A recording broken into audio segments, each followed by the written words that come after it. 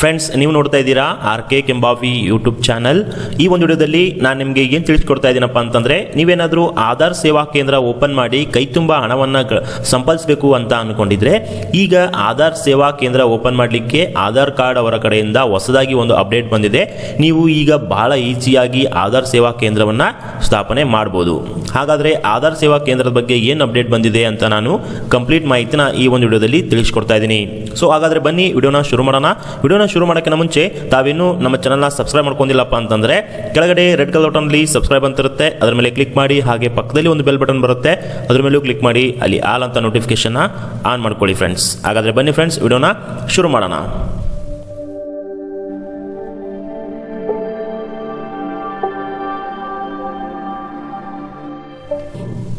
Friends, ನೀವೇನಾದರೂ ಆಧಾರ ಸೇವಾ ಕೇಂದ್ರನ open ಮಾಡಿ ಕೈ ತುಂಬ ಹಣವನ್ನು ಸಂಪಾದನೆ ಮಾಡಬೇಕು ಅಂತ ಅಂದ್ಕೊಂಡಿದ್ರೆ, ಅಂಥವರಿಗೆ ಆಧಾರ ಸೇವಾ ಕೇಂದ್ರ ಓಪನ್ ಮಾಡಲಿಕ್ಕೆ ಆಧಾರ ಒಂದು ವೆಬ್ಸೈಟ್ ಅವರು ಒಂದು ಅಪ್ಡೇಟ್ ಅನ್ನು ಕೊಟ್ಟಿದ್ದಾರೆ. ಅದು ಏನಪ್ಪ ಅಂತಂದ್ರೆ, ಇಲ್ಲಿ ನೋಡ್ತಿರ್ಬೋದು, operators are engaged by registers not by UIDAI ಅಂತ. ಅಂದರೆ ರಿಜಿಸ್ಟರ್ಸ್ ಅಂತ ಒಂದಿಷ್ಟು ಜನ ಈಗ ಅವರು ಮಾಡಿದ್ದಾರೆ. ಅವ್ರ ಥ್ರೂ ನೀವು ಒಂದು ಆಧಾರ ಸೇವಾ ಕೇಂದ್ರವನ್ನ ಓಪನ್ ಮಾಡಬಹುದು ಅಂತ ಅವರು ಇಲ್ಲಿ ಹೇಳ್ತಿದ್ದಾರೆ. So only registers appointed by UID are authorised to open Aadhaar centre ಅಂತಂದ್ರೆ, ಆಧಾರ ಸೆಂಟರ್ ಓಪನ್ ಮಾಡಬೇಕಾದ್ರೆ UID ಅವರು ಏನು ರಿಜಿಸ್ಟರ್ಸ್ ಅನ್ನು ಅಪಾಯಿಂಟ್ಮೆಂಟ್ ಮಾಡಿದ್ದಾರೆ, ಅವರು ಮಾತ್ರ ಆಧಾರ ಸೇವಾ ಕೇಂದ್ರನ ಓಪನ್ ಮಾಡಬಹುದು ಅಂತ ಹೇಳ್ತಿದ್ದಾರೆ.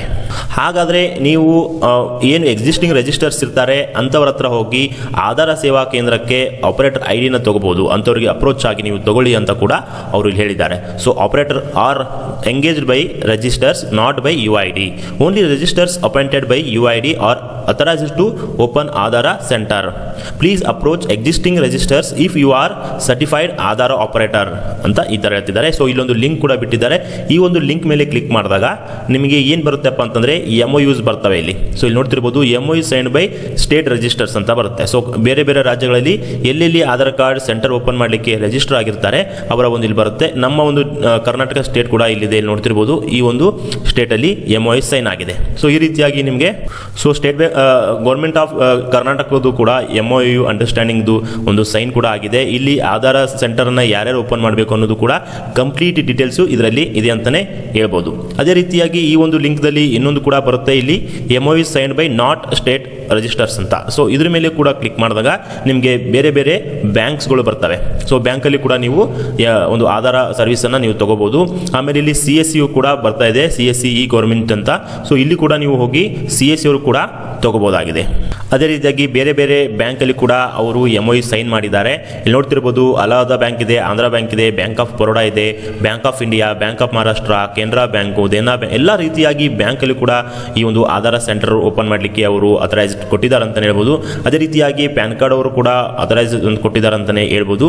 ಈ ರೀತಿಯಾಗಿ ಇಲ್ಲಿ ಏನು ಆಧಾರ ಸೆಂಟರ್ ಓಪನ್ ಮಾಡಲಿಕ್ಕೆ ಇವರಿಗೆ MOU ಸೈನ್ ಆಗಿರೋದ್ರಿಂದ ಡೈರೆಕ್ಟ್ ಆಗಿ ಇವರಿಗೆ ನೀವು ಕಾಂಟ್ಯಾಕ್ಟ್ ಮಾಡಿದ್ರೆ ಮಾತ್ರ ನಿಮಗೆ ಒಂದು ಆಧಾರ್ ಆಪರೇಟರ್ ID ಸಿಗುತ್ತೆ ಅಂತಾನೆ ಹೇಳ್ಬೋದು ಫ್ರೆಂಡ್ಸ್. ಸೊ ಈ ರೀತಿಯಾಗಿ ಒಂದು ಅಪ್ಡೇಟ್ ಇತ್ತು, ಅದು ನಿಮಗೆ ತಿಳಿಸೋಣ ಅಂತ ಈ ಒಂದು ವಿಡಿಯೋ ಮಾಡಿದ್ದೀನಿ.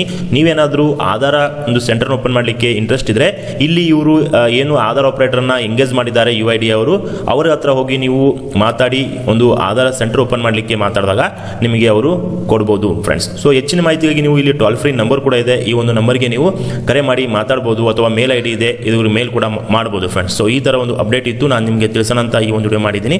ಈ ಒಂದು ವಿಡಿಯೋ ನಿಮಗೆ ಇಷ್ಟ ಆಗಿದ್ರೆ ವಿಡಿಯೋಗೆ ಲೈಕ್ ಮಾಡಿ, ಹಾಗೆ ಎಲ್ಲರಿಗೂ ಶೇರ್ ಮಾಡಿ ಫ್ರೆಂಡ್ಸ್. Thank you.